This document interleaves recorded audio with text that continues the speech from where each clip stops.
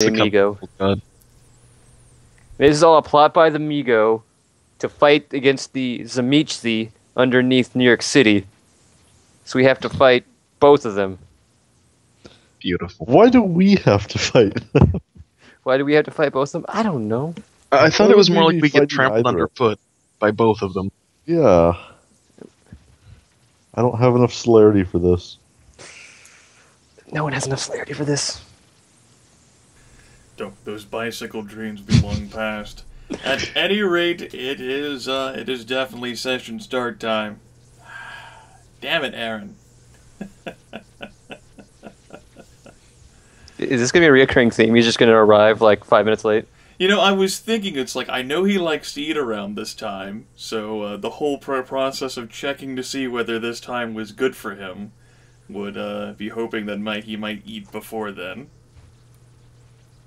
Nah, he doesn't change his schedule for anyone. I see that. I see someone moved him onto his bicycle. You mean the bicycle onto him? I sent the bicycle to the back. Oh. He's sleep bicycling. At any rate, No, he's spooning with the bicycle, and the bicycle's the big spoon. At any rate, let's go ahead and do like a little refresher of memory here. One of you gentlemen wish to review what happened in the last session? Well, first off, we decided, against our best judgment, to leave the house and head towards that school. On the way there, we encountered the battle cattle. It was a sight. Two of us initially trying to stomp on it, while Tony wanted to wrest the bat away from Potman, and eventually joined in the fun. After dealing death to a pair of battle cattle, we finally made it over towards the schoolhouse, at which point there were things whizzing past our heads. We eventually Newbies. concluded we were being shot at. Oh, hey, you're there. Welcome, Dang. Aaron. Well, most of us didn't realize it was BBs initially. What are you talking about? Potman knew it the whole time. Of course. And eventually we managed to parlay with the Girl Scouts inside, and were later... Hey. That sounds really Trusty creepy. Tony parlayed Trusty Tony parlayed. by lying to the little girls. Potman was pivotal in all of those conversations. He was very important. Oh god, they're here. They have knocked down the doors and they are in the house. I like the way they're... No. I love the way they're flanking Father Blackman like they're some kind of army. Oh man, we were given a bit of time inside after talking to Father Blackman, who believed these were demons possessing these things. The children, I agree. The children. And following that, we ended up searching a police station, narrowly avoiding a bunch of battle cattle and some rats on the way there. Upon getting in there, we found a variety of semi-useful to very useful items, and were accosted by rats. The tape recorder, of course, was the the leading tape item. recorder, the number one item. He's gonna leave the story of our great adventures, or rather, his great adventures, Potman, that is. The combat with the rat's paws eventually ended in victory, except for the bite that Cheryl took, and who else got bit again? I think it was Aiden again. Mm-hmm. He's fine. Increasingly tired and wounded, we eventually hobbled our way back to the safe house. And then most was passed out as soon as we got in the front door. Alright. Thank you, Chris. I'd like to point out that all rat paws were completely smashed during that encounter. No rat paw was left untouched. Quite a few, yes. Alright. Wednesday, June 2nd, 1999. Has it only been 2 days since you left Atlantic City, your troubles buried in decadent sin? After your rain-drenched arrival in Summer Meadow, your waking moments have been blurs of tension and fear, of anger and doubt. You've been isolated, cut off from your friends and lives in Romero, and you can't help but ponder the hypotheticals, can't deny the questions battering your exhausted minds. Well, maybe some of you can. When last we left your characters, an intrepid band of merry heroes, you had just returned to your safe house in the little town. Exhausted by the day's events, Aiden and Cheryl collapsed in their makeshift beds while Eugene and Tony eased down on theirs, looked at each other, and contemplated the current situation. The two characters agreed, I believe, to keep watch during the extended rest through the remainder of the day and night, with Eugene going first and Tony going second. Is that correct? Yes. I'm just doing some simple math. It doesn't really have to be anything. Alright. For everyone, the night hasn't been too comforting. Rather than the stillness of a small town night, you all hear disquieting sounds in the distance of things moving, of objects breaking, of distant gunfire and human screams, of helicopter blades spinning in the dark sky, the disquieting sounds of your own group as they struggle to keep comfort. Now, in a move which is sure to arouse absolutely zero suspicion from my players whatsoever, what kind of light do you folks keep on during the night?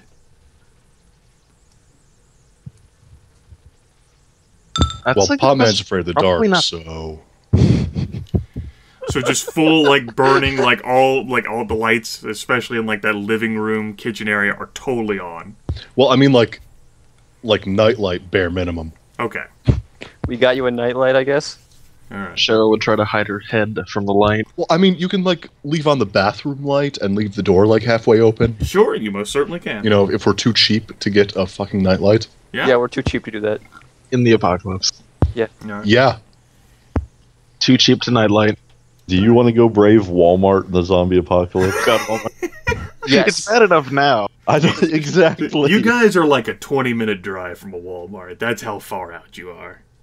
Even in good conditions. Shit, only Winn-Dixie's. There's a Walmart out here? Shit. Alright, that's good. Well, Eugene, your watch passes without any immediately life-threatening incident. In fact, with 3 successes on a hidden check, your character is acutely aware of the activities outside, of how it seems like the whole damn world is moving just out the window. You can hear people dying out there. Fuck, you think you can hear people getting eaten out there, and there is not enough weed to calm your nerves.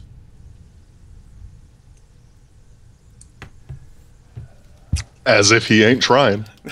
As if he ain't trying. That poor brick. But eventually, his time to keep watches is left, and it's Tony's turn. Hey, wait, hold up. Let's talk realistically for a second here. Alright. Potman would pay way more than that brick is worth to get the ease of mind it's giving him at the moment. I'm not saying you're losing money. I'm pretty sure you've already lost money doing the same thing in times of peace. Certainly the marijuana is definitely helping, but, you know, Potman's seen some real shit over the past few days. It's hard to hide that from his mind. You don't say. Any chance we can get a captain's log before you pass out? Captain's log, stardate today.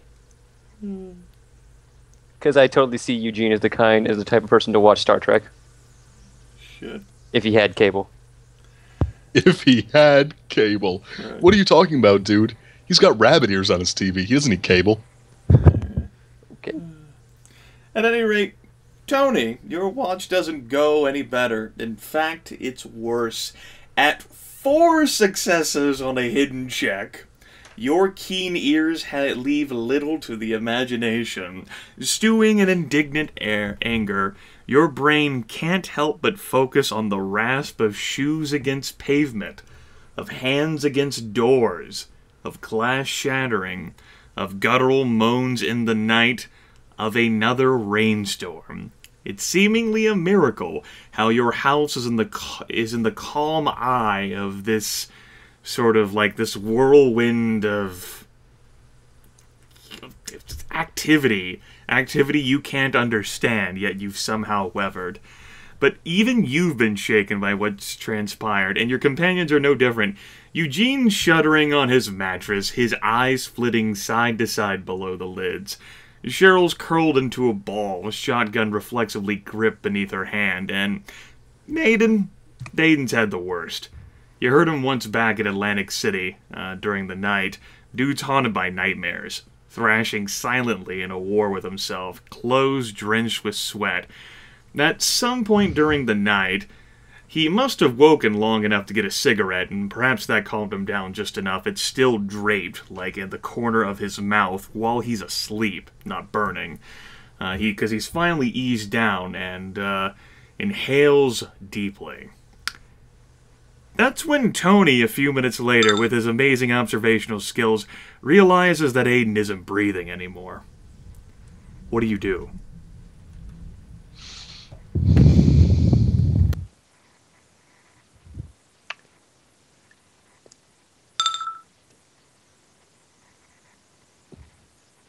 Wake everyone up. Step 1. Wake everyone up. Step 2. Apply CPR. Or step 2. Check pulse. Okay, so step 1, Tony's going to go to who now? Well, the only person he knows who has medical skills. The person who bandaged his legs. Cheryl. Alright. Shake her awake.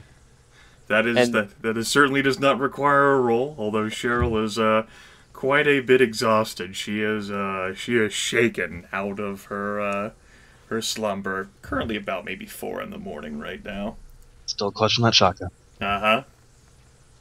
Aiden's not breathing. Might be startled a little bit. Aiden's not breathing. Not to What? alarm you or anything. What? Would be my first response. Yeah. You know medical stuff. Is he okay? I was about to check his pulse. I'm gonna go ahead and check his pulse then. Aiden, it's pretty difficult to see details of him and the dim crack of the bathroom light. In fact, it's pretty amazing that Trusty Tony managed to even deduce the fact that Aiden was no longer breathing.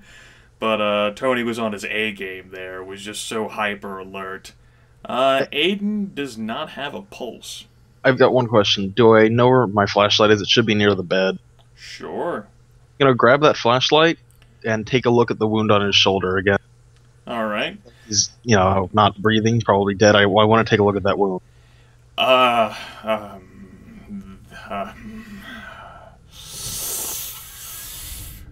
I'm gonna want you to make a difficult willpower test, because this is a fear check even for your character. Oh, considering her situation, it probably should be even worse. Yeah, and as a result, no +4 from the Nerves of Steel on this one. So it's just 1d10 plus willpower? 1d10 plus willpower. That's a fail. Alright, with that in mind, 1d10, subtract your willpower, which is 2, and we'll add the +4 from that. Okay, no success levels. Cheryl is shaken for a few seconds as to beam a flashlight, and maybe it's just the blurriness of the vision of the eyes. She slowly blinks in it. The wound worsening is sort of beyond, and not sort of, but fully beyond her ability to comprehend or even describe in words. Sort of the grotesqueries of that, and how the arteries and veins from the shoulders down into the arm and then into the chest have not only bulged, but they've taken on a darker hue to be black in nature instead of the normal blue and red to which Cheryl is accustomed. Well then. The cigarette still sits firmly within the corner of Aiden's mouth. So, what's wrong with him? Besides not breathing. Lot of things. Don't even look at his shoulder. It's really bad. Do you have your gun on you? I've only got. The preacher said that these things, after they bite you, she's obviously not doing well, knowing that she's been bitten by one of these things, and after they bite you, that you turn. So I didn't believe his crazy ass, but I think he's right. Do you have your gun? yes. You want me to What is kill that? Aiden? Give me the gun and I'll do it. I'll put it right against his head. It'll be fast. You won't have to worry about getting it. I'm already fucked. If this is how this shit works. I'm already fucked. If this is how what shit works. Hey, Potman. Go back in the basement, Potman. You don't have to see this. Don't have to see what? What's going on here? Really don't want to see. Aiden's not breathing, and we don't know what's going to happen when he dies. He's already Does dead, he have Tony. a pulse? No, he's dead. He's eyes wide. Yeah, here's the gun. Just muffle it with a pillow. Don't ask me how I know that. Cheryl will do so, not even commenting on his denial of knowing how to silence a... Yeah. And Wait, she's so- gonna go for it. Oh, Jesus. What? You guys are going to shoot him? He's dead. No pulse. What? Do You you want to, remember like, what that bury preacher him or said? something? You remember what that preacher said? I think he might be right. I mean, looking at his wound, it's worse than normal decay. That doesn't happen. Hey, Grimith? Yeah, what's up? Was there like a wood axe or something in the basement of this crazy survivalist house? Sure. Oh. Well, Potman will say, well, shit, if you're... Jesus Christ, if you're going to do that, there's a wood axe down in the basement if you don't want to waste the ammo. Okay. Would you mind getting it then? How many rounds do you even have in this, Tony? It feels really light. There's 9 rounds in it. It's almost full. Okay. You just Get the wood axe. Potman's going to head on down to the basement to get the wood axe. unbarricade the door first. While they're doing that, I'm going to put a foot on Aiden's chest in case he decides to start moving. Okay, you put a foot on Aiden's chest. Trying to keep him down in case he moves. The preacher did say many things, by the by, like with demons and what have you. She When is I sufficiently unsettled at this point, though. Of course. I like how we're not even like, can we get him back away? Can we get him back alive? We're just like, nope. Take his head off. Did you see that? Potman's not putting his mouth anneanywhere Yeah. near Aiden's mouth. Yeah. There's Tony. It takes a few minutes to move all the barricade material, go down there into the dark basement, and properly locate the wood axe, what with all the things that have been moved about since. But after about 3 minutes, Potman emerges from the shadows of the basement into the dim light of the house, with the bathroom light casting into the main area with the wood axe. Potman closes the door behind him. Oh, he's so... Eugene, you're obviously better with this type of thing. I'll keep No, it down. I'm not. Not the killing, the swinging. I've seen you with that bat. Especially after yesterday. What? I know Potman's not black, but this just reminds me of the scene from The Walking Dead. As a side note, does hand weapon clubs apply to axes? Does not. Axes are a different hand weapon type. Okay, so yeah, Potman's gonna be like, I've got no clue how to use this thing. Fine. Probably chop my own foot off. Which is Cheryl will nonsense actually because he grab has it, survival try to push it forest.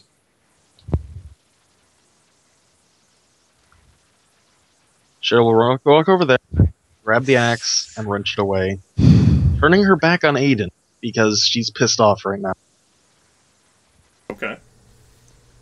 And she's going to turn and try to position herself in a way that she can get a horizontal cut on the neck.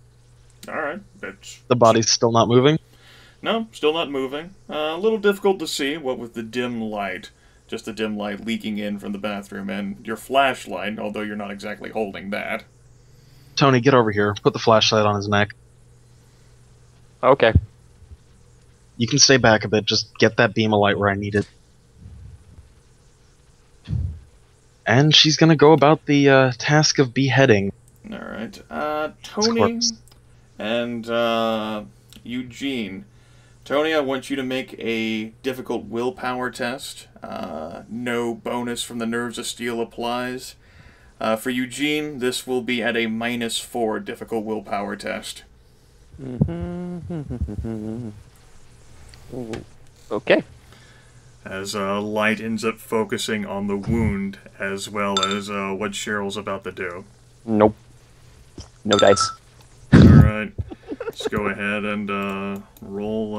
This is for... Wow, look how well Potman did on that one. He did so well. This is for...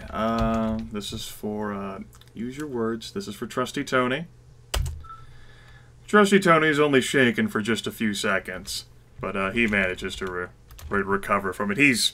Trusty Tony's seen a lot of shit, and perhaps he's too thick-skulled to really get it. Oh, that reminds me. How many hours of rest has Potman gotten? You guys will all be back to full endurance. Okay. Potman, on the other hand, with 2 levels of success, Potman takes running away screaming for 1 turn and will lose 2 essence points. And probably back into the basement. Yeah. Told you. Eugene, Aaron can certainly describe that for Eugene, as Cheryl can describe what she's about to do to Aiden. Yeah, Potman goes running off, screaming right as she raises up the axe, barging through the door to the basement and going to hide under the boat again.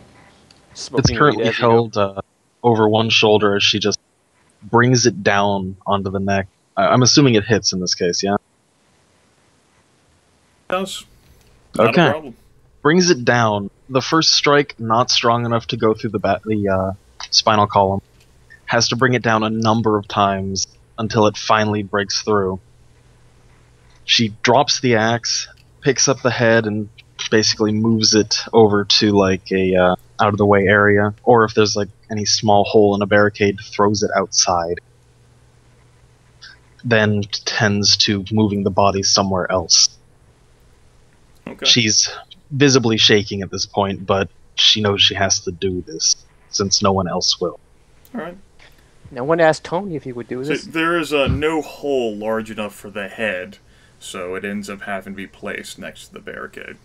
Go put it under a pot. Okay. Well, And then put a weight on top of the pot. Paranoia's definitely set in for her. What is it, the fucking hand from the Evil Dead? yes. I like it. Go on. After that, she's just gonna slump back against the wall, sitting on the makeshift bed. Yeah. And hold onto the shotgun, sort of worrying the barrel. Don't you go thinking that thought now. Potman comes crawling back up the stairs after the chopping stops.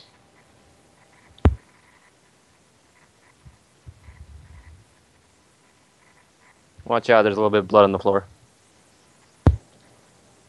Jesus fucking Christ. After hearing that, Cheryl's gonna place the shotgun down and try to clean up the blood.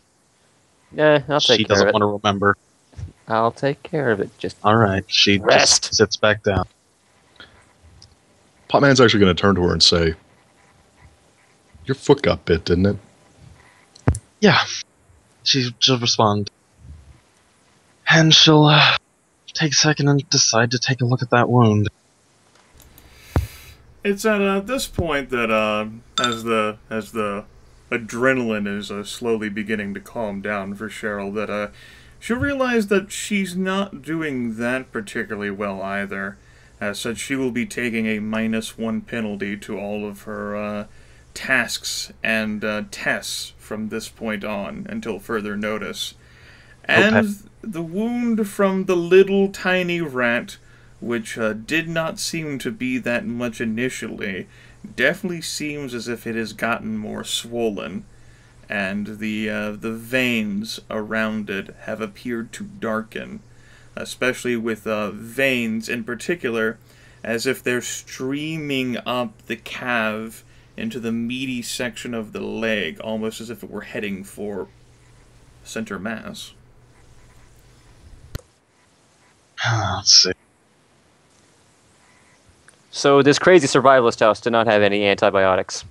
Those were used to replenish Cheryl's first aid kit that she had. Which I've been using whenever I treat a wound. Mm-hmm. Obviously, the the antibiotics don't work on whatever the hell this is. Because I checked that shoulder wound day after day. Not every day, every time I got a chance.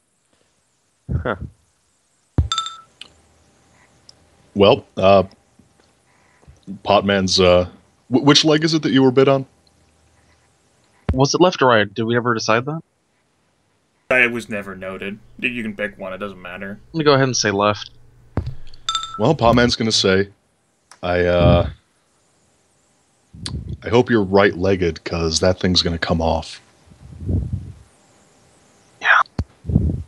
She'll just sort of resignedly agree. On the plus side, we have enough booze, so you don't feel the pain. Yeah, we're gonna need booze, more booze, a lot of booze, a belt, a second belt, and A lot of how about I sheets. sharpen up that axe? How about a lot of sheets? Yeah. Uh-huh. I guess we're doing that now. While you guys get the rest of that, Cheryl's gonna try to sharpen the axe, I would assume. Is there a whetstone or anything nearby in the basement? Potman's gonna toss her the brick of weed. She's definitely gonna smoke a joint. You're gonna want more than that. Just keep going. Just keep smoking. And Potman's gonna start putting together a makeshift tourniquet. Enough booze to disinfect the wound afterwards. I don't know, a prayer. This is gonna suck. Alright. Heat up. Want to heat up something to, like, burn the wound shut? That, smart. Smart, yeah. I saw it in a TV show once. Alright. Potman has some basic knowledge in first aid as well as survival, so I'm not going to require a roll for constructing these things. Cool. But are you gonna require a roll for the actual amputation? I'm going to require a roll to make sure she doesn't fucking die for blood loss, yes. Yeah, that's what I thought. Well, it's Dr. Potman. It's up to you. Hearing about cauterizing wounds, Cheryl's gonna move over towards the kitchen near the stove. Then, Yeah, we're gonna want to heat that blade up. And this is not exactly covered under first aid type situation. God, no. This is more of a medicine thing. Yeah, I know. medicine. No, Potman's entire strategy is put on a really tight tourniquet with that belt, chop off her leg, cauterize it, get her way drunk, and disinfect it. Wait. Okay. Shouldn't she get drunk first? Nope. Actually, she shouldn't get drunk at all. She should be getting high. Otherwise, her blood's gonna get might thin. want to put something in the mouth, a bit for her to clamp down on. Yeah. And Potman will. How far up have the veins gotten? They're in her upper leg. Okay, and Potman will say, "Yeah, we're gonna put the belt around your upper thigh. You're losing the entire leg." She'll just nod at that, and then respond, "If this kills me, use the last slug in my shotgun, blow my fucking head off." All right.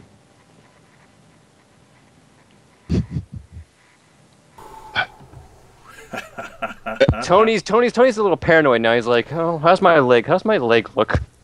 Potman's going like. He doesn't want to do this, but he knows he has to.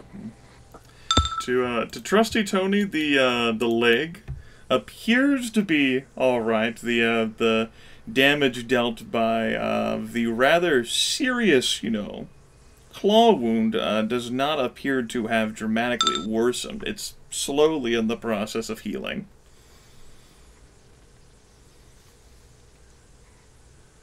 Okay. I'm good. All right, so once everything's put together and Potman has, her set up with her leg propped between two objects, so he can actually cut through it. Yeah. He's gonna say, Listen, if this kills you, I'm really sorry.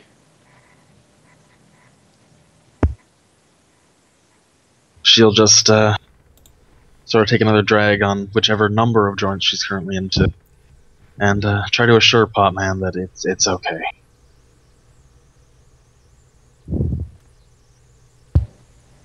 Alright, and then he's gonna get to work.